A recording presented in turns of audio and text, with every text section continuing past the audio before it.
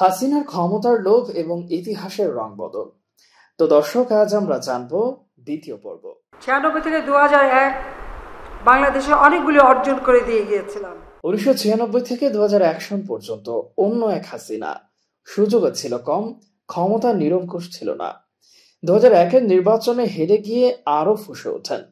অবাস্তব কিছু বিষয় সামনে এনে নিজেকে আরো ক্ষমতা পাগল করে তোলেন। কৌশল আছেন, অন্য এক শক্তির সঙ্গে আপোষ করেন।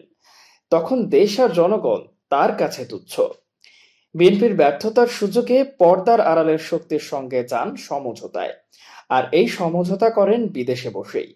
সই করেন আসন ভাগাভাগির এক অলিখিত চুক্তিতে। 2001-এ চক্রান্ত করে আমাদের সরকার আসতে দেয়নি। 2008-এর নির্বাচনের নেপথ্যের কারিগররা নিজেদের বাঁচানোর জন্য তৃতীয় পক্ষের দুতিয়ালিতে রাজি হন। একজন শীর্ষ গোয়েন্দা কর্মকর্তার রোজকার ডায়েরি থেকে এই বিষয়ে কিছু চাঞ্চল্যকর তথ্য জানা গেছে। খালেদা জিয়া জানতে পেরে নির্বাচনমুখী হতে চাচ্ছিলেন না, কিন্তু জামায়াত নেতা আলী আহসান মোহাম্মদ মুজাহিদ এখানে বাধ সাধেন। বলেন, কি সর্বনাশ, আমরা জয়ী হতে যাচ্ছি, নির্বাচন বয়কট করা হবে মস্ত বড় রাজনৈতিক ভুল। সেনাদের পাতানো ছকে পা দিয়েছিলেন মুজাহিদ, এর কঠিন মূল্য দিয়েছেন জামায়াত নেতারা, মুজাহিদ নিজেও। যুগে যুগে জামায়াত নেতারা এভাবেই নিজেদের সর্বনাশ ডেকে এনেছেন।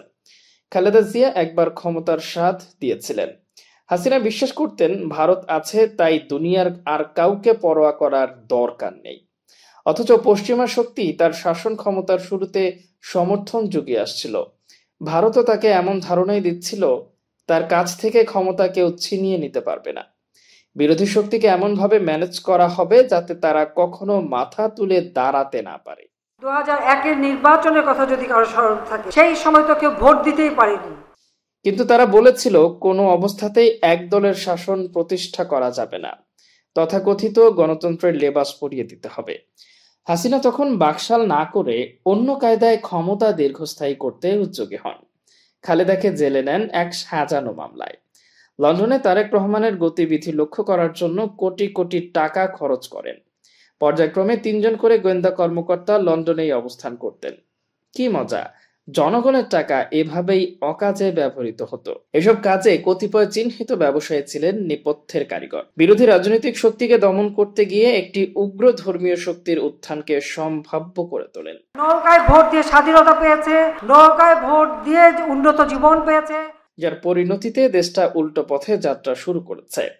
পশ্চিমা শক্তি এখন বলছে, এ তো দেখছি আফগানি হাওয়া।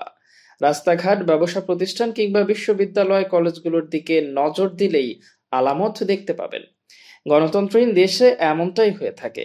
বিপ্লবের পর মিশর সহ অনেক দেশেই এটা ঘটেছে। উদার গণতান্ত্রিক শক্তি এর কোনো ফায়দা নিতে পারেনি বা ভাগিদার হতে পারেনি। প্রতি বছর যতদিন বিএনপি ক্ষমতায়, প্রতি বছর বাংলাদেশ দুর্নীতিতে 1 নাম্বার। জুলাই আগস্ট অভ্যুত্থানে এমনটাই দেখা গেছে। ক্ষমতায় না গিয়েও দৃশ্যপটে তারা। পরিণতিতে হাসিনা নেই, বঙ্গবন্ধুও নেই, একই সঙ্গে গেছে দলও। বাতি জ্বালানোর মতো কেউ নেই 32 নম্বরেও। তাহলে বাংলাদেশের সামনে কি অপেক্ষা করছে? ভালো কিছু যে না, তা কিন্তু দিবালোকের মতো স্পষ্ট। হাসিনা জেনে বুঝে এই পরিস্থিতির দিকে দেশকে ঠেলে দিয়েছেন। দেশের মানুষকে রক্ষা করা এদের করাল গ্রাস থেকে, এটাই আমাদের দায়িত্ব। পাশের বাড়ির আশকারা পেয়ে পশ্চিমা শক্তিকে সকাল বিকাল গালি দিতে ভুল করেননি। এতে কি হলো? ক্ষমতাও গেল, অঢেল টাকা নিয়ে বিদেশে বসেও শান্তি নেই, কারণ দেশটা হাতছাড়া হয়ে গেছে। আমাদের ভিডিওটি ভালো লাগলে অবশ্যই আমাদের ইউটিউব চ্যানেলটি সাবস্ক্রাইব করে পাশে থাকা বেল আইকনটি বাজিয়ে দিন। এছাড়া আমাদের ফেসবুক পেজে লাইক দিয়ে পাশে থাকুন। ভিজিট করুন আমাদের ওয়েবসাইট। ধন্যবাদ।